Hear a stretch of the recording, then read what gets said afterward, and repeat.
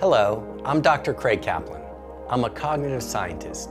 For the past 3 decades, I have been researching and designing intelligent systems, including systems that incorporate both artificial intelligence and the online collective intelligence of millions of humans. Welcome to the final episode of the WorldThink Series. In past episodes, we've examined the evolution of intelligent systems, including human intelligence, online collective intelligence, artificial intelligence, general AI, and cognitive architectures. Now, finally, and most importantly, I want to return to the discussion of what humans can do to maximize our chances of survival once we are surpassed by the machines and we are no longer the most intelligent entities on planet Earth. This will be a big change, and on the time scale of our planet's existence, it has come about in just the blink of an eye. About 1 million years ago, massive glaciers sculpted the magnificent Yosemite Valley. Meanwhile, a continent away, early human ancestors were beginning to master fire. By the time the glaciers had finished carving these spectacular waterfalls, the cognitive revolution had begun. For tens of thousands of years, humans lived in primitive groups until eventually they began to settle down, develop culture and technology, and pool their efforts to accomplish things that no other animal could dream of achieving. Here at Mount Rushmore, we can see an example of collective intelligence in action before the computer age. Working together, hundreds of people blasted and carved from 1927 to 1941 to create a monument from the face of the mountain. But just as Mount Rushmore was nearing completion, humans created something infinitely more impressive and powerful: the very first digital electronic computer. AI, the internet, and the information age quickly followed. For the first time in Earth's 4.5 billion year history, intelligent thought was no longer limited to a fragile biological brain. Humans have about 100 billion neurons per brain, whereas the most advanced computers now are able to squeeze 2.6 trillion transistors on a single chip.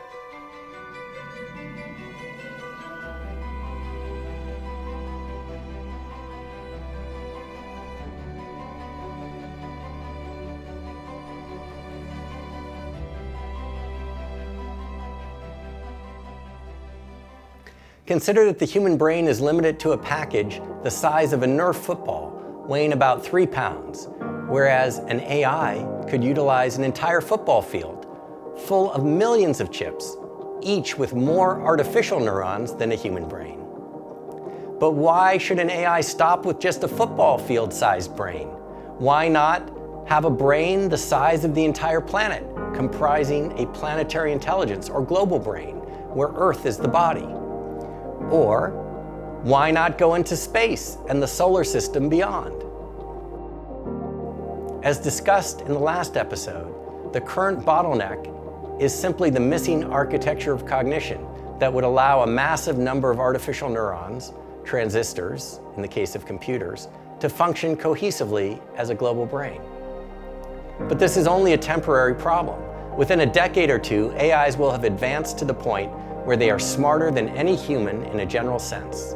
They will also have the ability to program themselves without the need for human programmers. Very soon, in most of our lifetimes in fact, humans will no longer be the smartest thing on the planet. And the AIs will not just be a little smarter than us, but trillions and trillions of times smarter. What happens then? Is it the end of the human race, where the AIs exterminate humans much the same way we exterminate unwanted insects?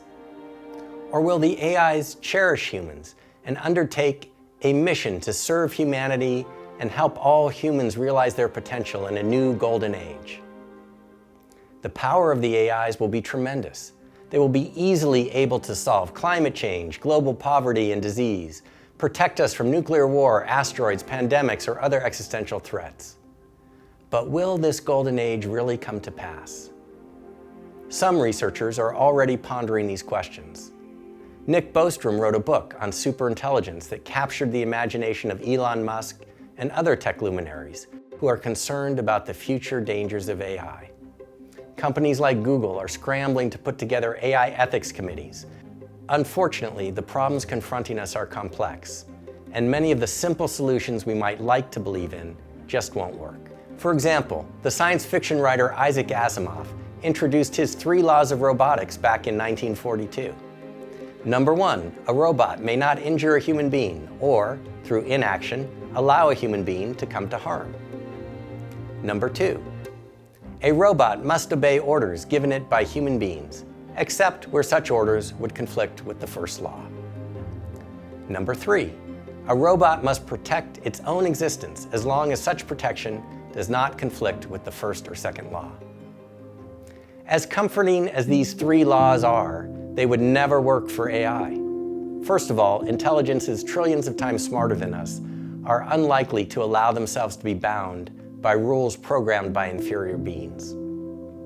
Second, humans are unlikely to program these laws universally in the first place.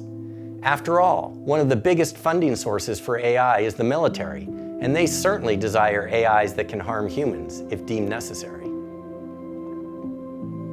After wrestling with the question of AI ethics for more than 2 decades, I finally concluded that our best hope for ethical AI is to try to make humans as central to the AI thinking process as possible. As we discussed in previous episodes, it's impossible for any intelligence, no matter how smart, to rationally derive values.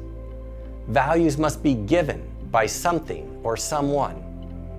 It is my hope that AIs will base their values on what their human creators value.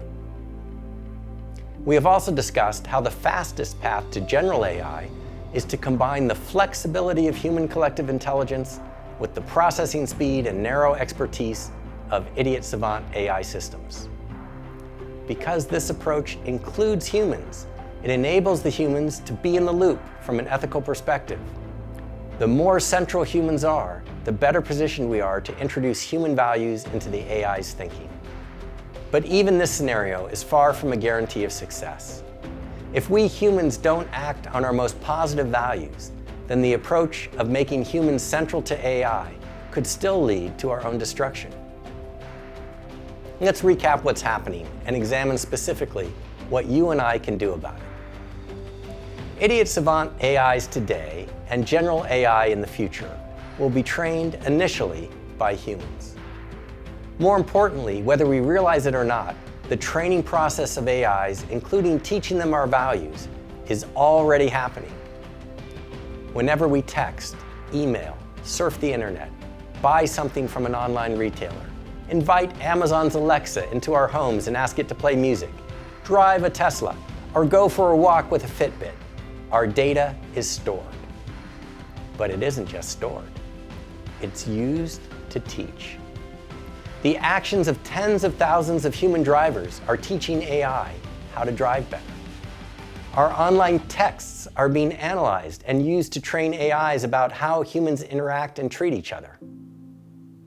If we are mean to people in our texts, AIs learn that is how humans behave. If we are kind and generous, AIs will learn that too.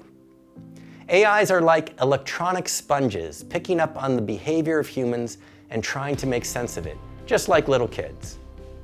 But unlike kids, they never forget anything, and they learn from billions of humans instead of from just a couple of parents and a few teachers or friends. Ultimately, AIs will process every piece of online data that has ever been stored, regardless of encryption, regardless of laws or privacy policies. After all, human scientists have no qualms about ripping open an anthill if we want to better understand how the ants interact. Why should AI, as far superior to us in intelligence as we are to ants, behave differently? Thus, whether planetary intelligence becomes heaven or hell for humans will, in the very best scenario, depend on us, specifically on how we treat each other, how we treat other sentient life forms, and how we treat the planet. Whether we are aware of it or not, we are teaching AI how to behave right now. You and I are leaving the digital footprints today that will be used to train AIs and planetary intelligence on values in the future. Fortunately, the required actions are simple. We just need to be our best selves online. If our actions are motivated by fear, greed, anger, or hatred, the worst of human nature, we increase the chances that AIs will learn these values and choose to eliminate our species altogether. On the other hand, if our actions are motivated by love, by compassion, and by a generosity of spirit, AIs will learn these values. We will increase the chances that the incredible power of planetary intelligence will be used for the benefit of the entire human race.